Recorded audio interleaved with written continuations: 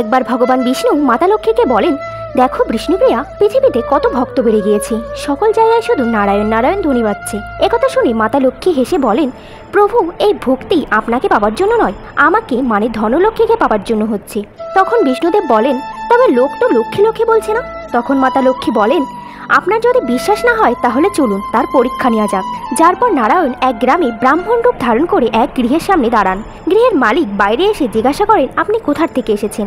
ব্রাহ্মণ রূপে নারায়ণ বলেন, আমি এখানে ভগবানের কথা ও কীর্তন করতে চাই। তখন গৃহের মালিক বলেন, ঠিক আছে ব্রাহ্মণদেব, আপনি আমার গৃহেই থাকুন। খবরটা পেয়ে গ্রামের লোক একত্রিত হতে থাকে আর ভক্তি কথা আরম্ভ শুরু হয়। প্রথম দিন অল্প লোক আসে, দ্বিতীয় দিন ভিড় হতে শুরু করে, তৃতীয় দিন আরও বেশি ভিড় হতে থাকে।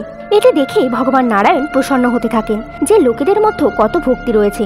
তার মধ্যেই মাতা লক্ষ্মী এক বৃদ্ধর রূপ নিয়ে সেই গ্রামে প্রবেশ করেন এবং এক মহিলা যে গৃহে তালা দিয়ে কীর্তন শোনার জন্য যাচ্ছিল তার উঠানে গিয়ে দেবী লক্ষ্মী পৌঁছান এবং সেই মহিলাকে দেবী লক্ষ্মী বলেন, মা, আমাকে একটু জল খাওয়াবেন?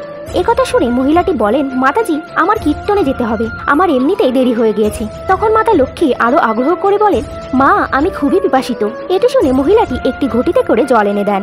বৃদ্ধরূপী মাতা লক্ষ্মীর ঘটির জল শেষ হলেই ঘটিটি সোনায় রূপান্তরিত হয়, যেটি দেখার পর মহিলা চমকে যান আর লক্ষ্মী দেবীকে ভোজন করার জন্য আগ্রহ করেন। তবে লক্ষ্মী দেবী বারণ করে সেখান থেকে চলে যান। সেই ঘটনার পর পুরো গ্রাম উৎসাহিত হয়ে ওঠেন।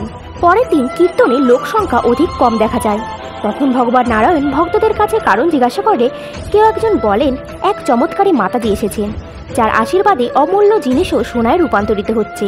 এটি শুনে নারায়ণ যে শেঠজির গৃহে ছিলেন সেই শেঠজিও লক্ষ্মী দেবীর কাছে পৌঁছান আর বলেন, মাতাজি, আমি আপনাকে আমার গৃহে থাকতে দিতে চাই। যেটি শুনে মাতা লক্ষ্মী বলেন, যতক্ষণ এখানে সাধুসঙ্গ থাকবে আমি থাকতে পারবো না।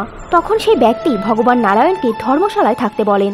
যখন নারায়ণদেব সেই ব্যক্তির কাছে কারণ জিজ্ঞাসা করেন তখন সেই ব্যক্তি বলেন, আপনি ধর্মশালায় থাকবেন, কেননা আমার গৃহে নতুন আত্মীয় রাখতে হবে।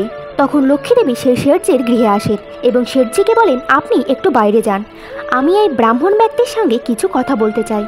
তখন সেই ব্যক্তি বাইরে যান আর মাতা লক্ষ্মী ভগবান নারায়ণকে বলেন, এখন তো আপনি মানবেন আমার প্রভাব পৃথিবীতে কতটা? তখন ভগবান নারায়ণ বলেন, হ্যাঁ বিষ্ণুপ্রিয়া, পৃথিবীতে তোমার প্রভাব অনেক, তবে একটা কথা তো তোমার মানতে হবে, তোমার আগমন যখন হয়েছিল যখন আমি ব্রাহ্মণ বেশে এখানে এসেছি, এই জন্যই যেখানে সাধুসঙ্গ ও ভজন কীর্তন হবে সেখানে তোমার থাকা আবশ্যিক হবে। জয় মা লক্ষ্মী নারায়ণ।